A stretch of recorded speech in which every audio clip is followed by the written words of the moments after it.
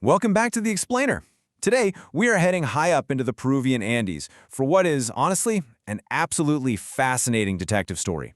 We're going to unpack the hard data, the historical records, and the physical evidence left behind at one of the most iconic archaeological sites on the entire planet, Machu Picchu.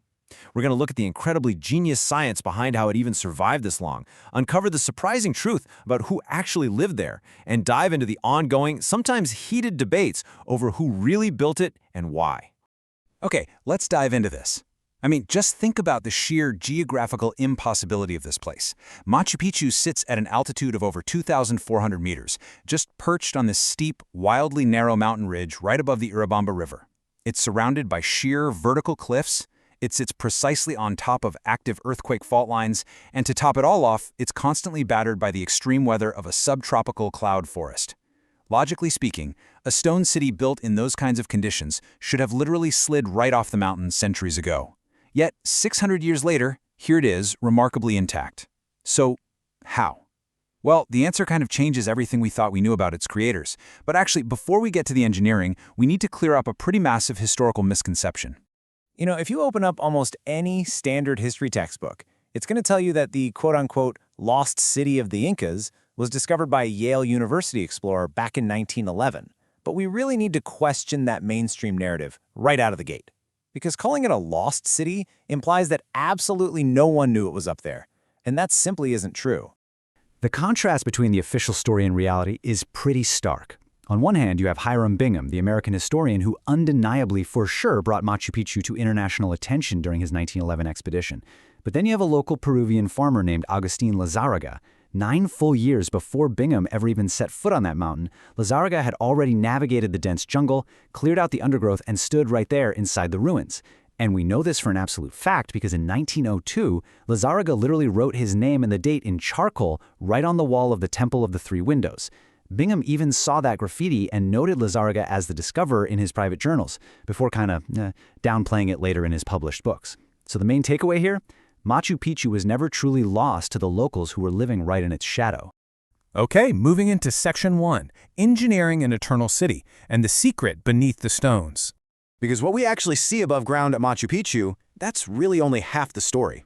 The true miracle here, the real reason it hasn't completely collapsed, is all buried underground. Those iconic agricultural terraces you see cascading down the mountainside, they weren't just for growing crops. They were actually a highly sophisticated slope stabilization and drainage system. The builders essentially hollowed out the mountainside and created this giant, layered sponge. The very bottom layer was made of large stones and construction waste. On top of that, they added a filtration layer of gravel and sand. And then, finally, they capped the whole thing with rich, fertilized topsoil that they hauled all the way up from the valley floor. So when heavy rain hits, it doesn't just wash the soil away and cause a massive mudslide. Instead, the water permeates down through all these layers, slows way down, and safely drains out at the bottom. And let me tell you, they absolutely needed this system to work perfectly because this mountain gets pounded by a staggering 2,000 millimeters of rainfall every single year. To put that into perspective, that is nearly twice the annual average rainfall of the entire UK.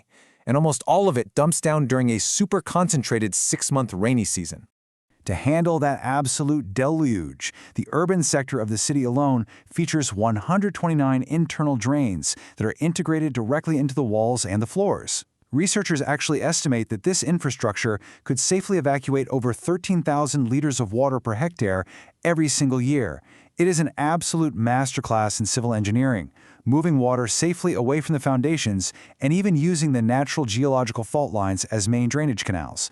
But okay, here is the detail that should truly blow your mind. They achieved this massive, mountain-altering terraforming project without any iron tools, without steel, without wheels, and without a single written blueprint. As researchers have pointed out, the builders literally worked through the entire complex process entirely in their heads. It's just a staggering feat of mental planning and physical execution. Which brings us to the architecture you can see, specifically the ashlar masonry. The builders used local granite, carefully shaping these massive, heavy stones to fit together with absolutely zero mortar. You seriously can't even slide a piece of paper between the joints. And this wasn't just to make it look pretty. Since they were building right on top of fault lines, rigid mortar would just crack and shatter the second an earthquake hit. But these perfectly aligned, interlocking jigsaw-like blocks, they are designed to slightly shift and kind of dance during seismic activity, dispersing all that kinetic energy and then settling right back into their perfect place. All right, Section 2, Life Above the Clouds. Let's talk about who actually lived there. So, we know how the city survived the elements, but stepping away from the stones for a second, let's look at the physical clues left behind by the people themselves. Excavations of the burial caves around the city have actually yielded over 170 skeletons, and the osteological data tells a completely unexpected story. These weren't royal Inca elites, they were support staff, people known as Yanaconas. But incredibly, their bones show almost none of the arthritis or severe fractures that are usually associated with heavy physical labor found in other parts of the empire. On top of that, chemical markers in their bones reveal long-term diets featuring a lot more corn and way less fish, which strongly suggests many of them migrated from coastal areas. Oh, and in a really touching detail, many of them were found buried right alongside their dog companions. When you look at the genome-wide analyses of these retainers, it reveals an incredibly cosmopolitan and diverse population. It breaks down pretty evenly. Roughly a third were of Andean highland descent, another third came from coastal or Ecuadorian regions, and the final third possessed Amazonian ancestry. So you had these individuals from all across the vast empire, living, working, reproducing, and ultimately being buried together up in this isolated cloud forest. It was a true melting pot. Moving right along to Section 3, Ancient Mysteries and Theories and the Competing Visions of its Purpose. So, why were they all up there in the first place? Well, despite all the data we have, there is still intense debate over why this city was even built. Academics generally point to three competing, though sometimes overlapping, mainstream theories. First is the royal estate theory, which suggests it was a seasonal private retreat built for the Inca Emperor Pachacuti in the 1400s. Second is the religious sanctuary theory, which points to the sacred geometry, the extreme isolation, and the evidence of animal sacrifices at the Temple of the Condor. And third is the astronomical observatory theory, backed up by the incredibly precise solar alignments built directly into structures like the Temple of the Sun. You really can't deny the celestial focus of the site. Take the Intihuatana, for example, which translates to hitching post of the sun. It's this beautifully carved ritual stone sitting at the very highest point of the urban sector. During the solstices and equinoxes, the sun interacts flawlessly with the angles of the stone to cast very specific shadows. It is also geographically aligned perfectly with the four cardinal directions and the sacred mountain peaks surrounding the valley. Now, the academic consensus states that the Incas built the entirety of Machu Picchu in the 15th century. But we have to look at the evidence objectively here, because that timeline is heavily challenged by alternative historical theories. The mainstream theory relies on recent carbon dating of organic materials to place the site's initial occupation around 1420. However, alternative theorists point directly to the architecture itself, suggesting that an older, currently unknown megalithic civilization actually laid the foundational stones, and that the Incas simply discovered the ruins later and built on top of them. The crucial point in this debate rests on a very specific visual discrepancy. If you look closely at some of the primary temples, the massive, meticulously carved, multi-ton bottom stones interlock flawlessly, literally like a giant impossible game of Tetris. But directly on top of these masterworks, you very often find smaller, rougher, far less sophisticated stones that are just simply stacked together. For alternative theorists, this stark contrast implies two completely different technological eras and two different sets of builders. For mainstream archaeologists, it simply represents different phases of standard Inca construction or later repairs. Regardless of where you stand, it definitely remains one of the site's most captivating visual mysteries. And that brings us to our final part, Section 4, Machu Picchu Today, Preservation and Peril.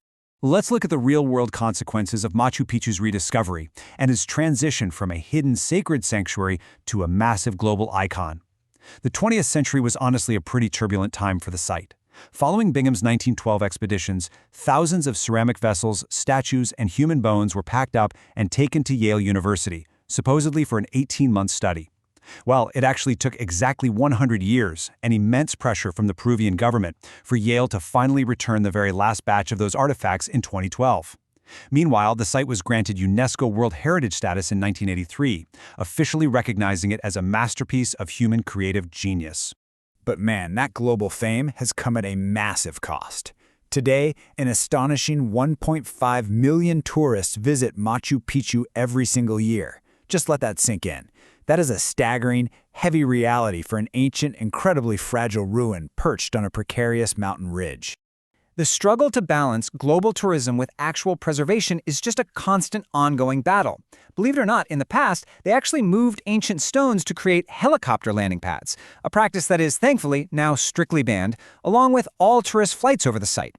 Back in 2010, severe El Niño flooding trapped thousands of tourists up there and forced the entire site to close down. To try and mitigate the physical degradation today, the government has been forced to implement super strict timed daily entrance limits and specific walking circuits. All of this is just to keep the crowds moving and prevent the very drainage terraces we talked about earlier from literally collapsing under the weight of millions of footsteps. So that leaves us with a pretty heavy, provocative thought to take away from this explainer. Machu Picchu survived major earthquakes, it survived centuries of torrential rains, and it survived total abandonment. It was purposely and successfully hidden from the Spanish conquistadors. But as the sheer volume of foot traffic slowly erodes the very stones that the jungle kept safe for hundreds of years, we really have to ask ourselves, is Machu Picchu's greatest threat no longer time or nature, but our own relentless desire to see it? Think about that the next time you see a photo of these ancient stones. Until next time, keep exploring and keep asking questions.